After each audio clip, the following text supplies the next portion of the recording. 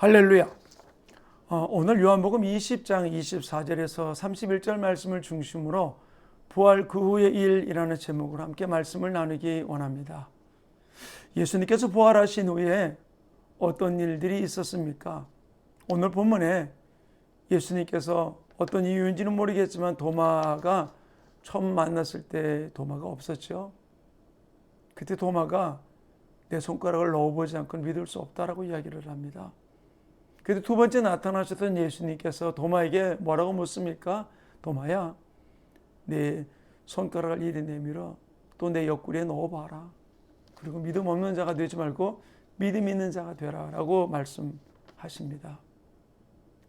근데 여기서 넣어보라는 이 단어가 헬라어로는 발로라는 말인데 던지다라는 뜻을 갖고 있거든요.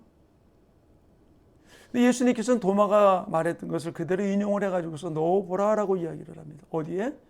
창에 찔린 그 자리에 넣어보라고 이야기합니다. 근데 이 창에 찔린 이 자리를 성경은 뭐라고 이야기합니까? 이사야 53장 5절에 보면 그가 찔림은 우리의 허물 때문이요 그랬습니다. 이걸 다른 번역서에서는 우리의 죄 때문이요, 우리의 반역 때문이요 라고 이야기해주고 있죠. 근데 예수님이 어떻게 해요?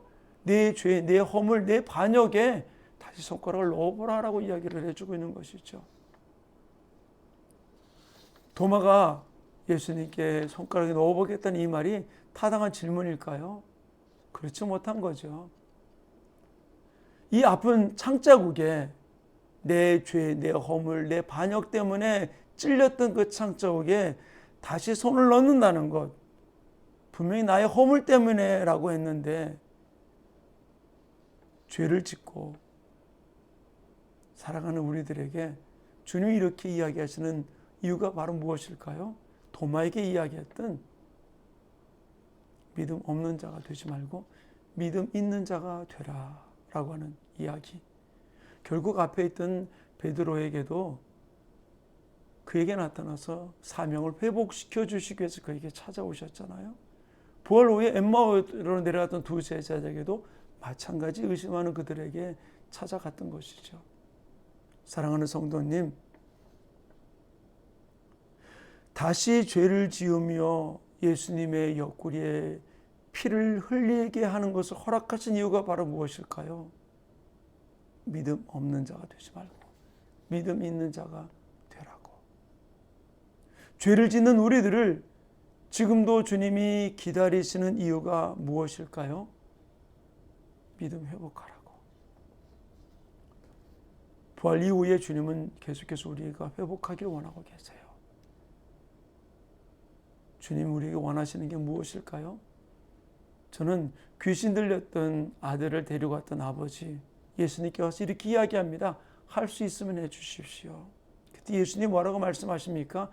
할 수 있거든이 무슨 말이냐? 믿는 자에게 능치 못할 일이 없느니라.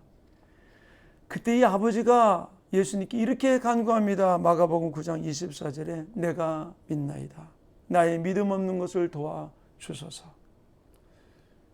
우리가 주님 앞에 부활 이후에 주님 앞에 기도해야 될 것은 믿음 없는 이 세대를 사랑하는 우리들, 주님 내가 믿습니다.